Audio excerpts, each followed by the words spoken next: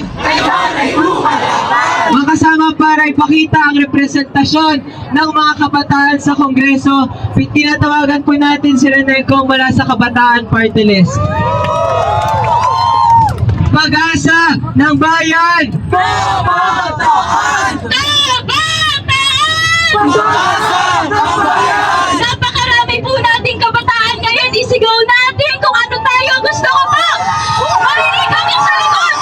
Bumundong sa EDSA kung ano tayo. Pag-asa ng bayan! Kabataan! Kabataan! Pag-asa ng bayan! Isang taas kamong pagpupugay po sa lahat ng narito ngayon. Nandito dahil makasaysayan ang galit ng kabataan ng mga henerasyong Pilipino sa Coracoc. Ako po si Renico ng Kabataan Party List at ang party list na ito ay itinayo natin noong 2001 sa gitna ng init ng galit ng kabataan sa korupsyon, sa katiwalian ni ERAP at ang kanyang mga kroni.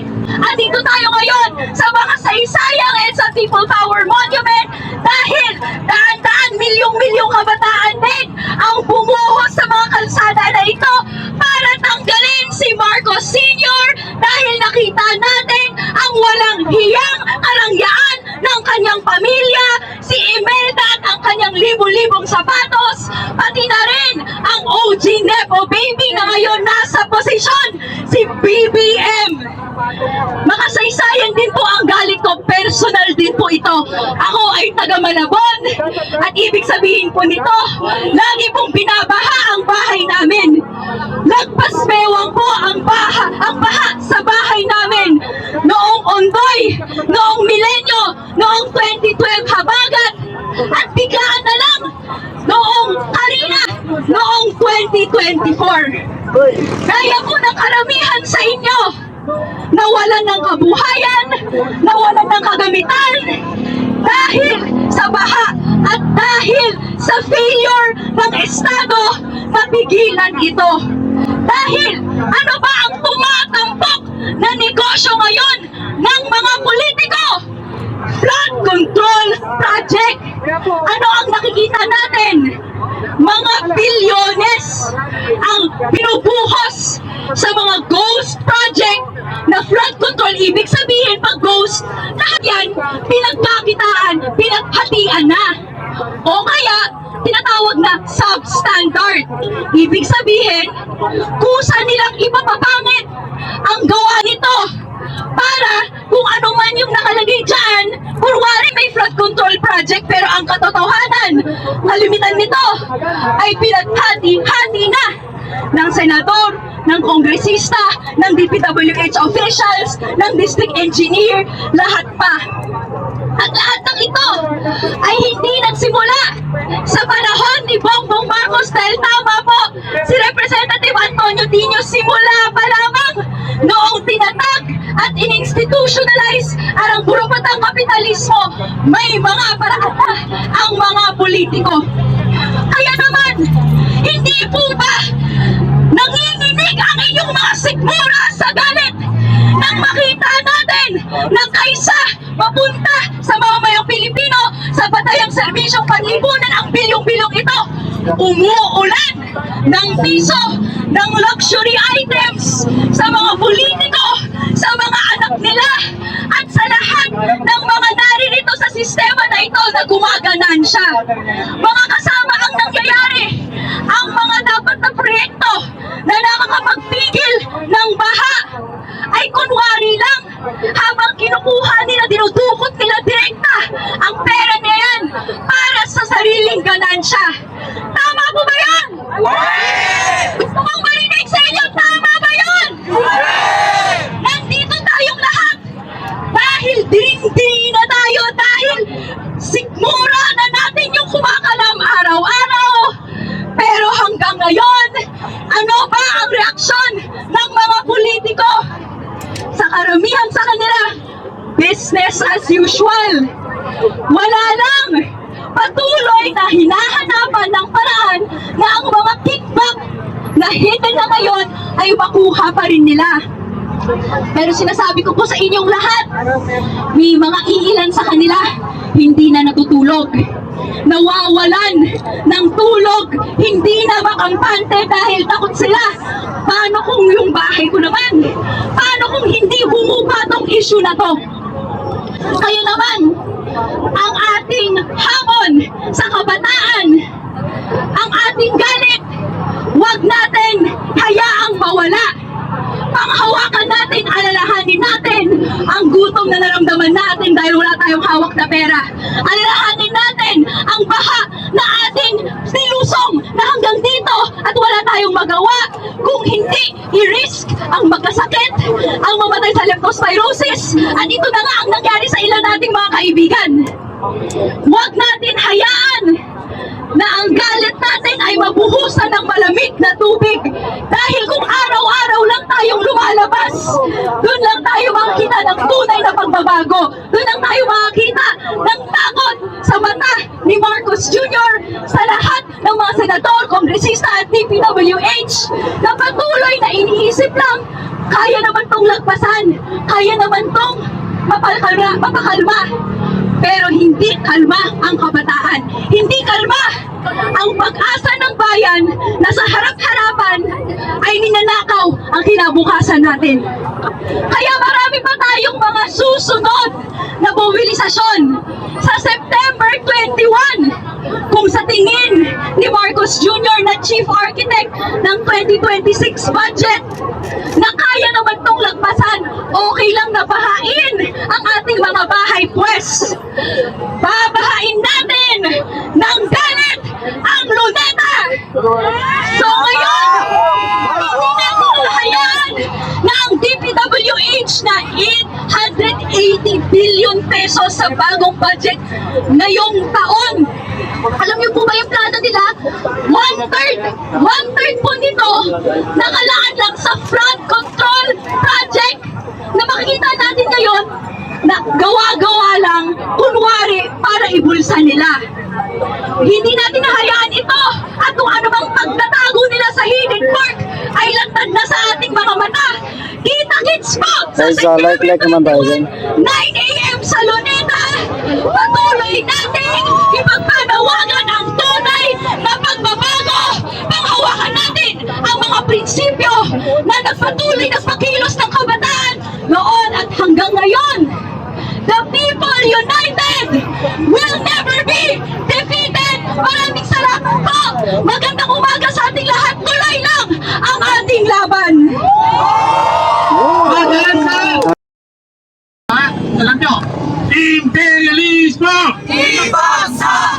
Feudalismo! Ibasa! Burokratang kapitalismo! Ibasa! Yun. Focus tayo dun sa pangatlo, burokratang kapitalismo. Ay nasabi, bagsak. Pero siguro kung di ka aktivista, marami siguro isipin nila, ano ba yung burokratang kapitalismo? Well, ngayon po, ang pinakamagandang pagkakataon para ipaliwanag natin ano yung burokratang kapitalismo. Yan po, yung nakikita nating pandarambong ng mga opisyal ng gobyerno sa mga flood control project. Yan po ang konkretong halimbawa ng burokratang kapitalismo. Burokratang kapitalismo, ito yung sistema po ng gobyerno kung saan ang mga politiko ginagawa nilang negosyo ng gobyerno. Di ba ganun na nangyayari? Tama. Okay. At habang hindi po natudurog, nawawasak ang sistemang yan, magpapatuloy po ang sistemang ito. No? Dito ba dapat? Okay. Magpapatuloy po ang sistemang ito. Sabi ko, story time. Okay. 1986, ayan, nandito tayo, People Power Monument, di ba? EDSA Revolution, pagbabalik ng demokrasya. Okay, pero ano nangyari sa burokratang kapitalismo? Sa kasamaang palad, nagpatuloy pa rin po ito. Nagbago lang ng 1990 po, sinabatas yung Countrywide Development Fund. Narinig niyo na ba yan? Countrywide Development Fund. Ano po yung Countrywide Development Fund? CDF. Okay, ginawa pong legal yung tinatawag nating pork barrel system. Ibig sabihin, para sa mga politikong nakaupo, tingin nila yung budget kanila. Ang usapin lang dito, paano paghahati-hatian yan. No? At ang namamahala sa paghahati-hati nito ay ang nakaupong presidente. Kaya nga, napansin nyo ba, sa lahat ng mga eleksyon, pag ninanalo ng presidente, lahat ng mga politiko, kahit iba-iba pa ang partido nila, eventually lilipat sa presidente. Di ba ganon? Tama ba? Tama. O, bakit ganon? Kasi alam nila, presidente ang namamahagi ng budget at mula sa budget na yan, dyan manggagaling ang kurakot. Tama po ba? Okay. Ngayon, noong 1990, legal po yan na isinabatas, Countrywide Development Fund. So dito po, yung buong budget, may share ang mga senador, may share ang mga kongresista. O, bahala na kayo. Ito ang party ninyo. No, senador, mas malaki sa inyo dahil national kayo. Congressman, dahil district lang kayo, ganito share nyo. Okay. Year 1992 yon. Year 2000, pumutok na ang mga issue ng corruption. Okay, kaya nung bumubo si Hera, pinalitan, inabolish yung Countrywide Development Fund. May bagong batas, tawag na dyan, Priority Development Assistance Fund. PDAF. PDAF. Ganun pa rin po yun. Hati-hati.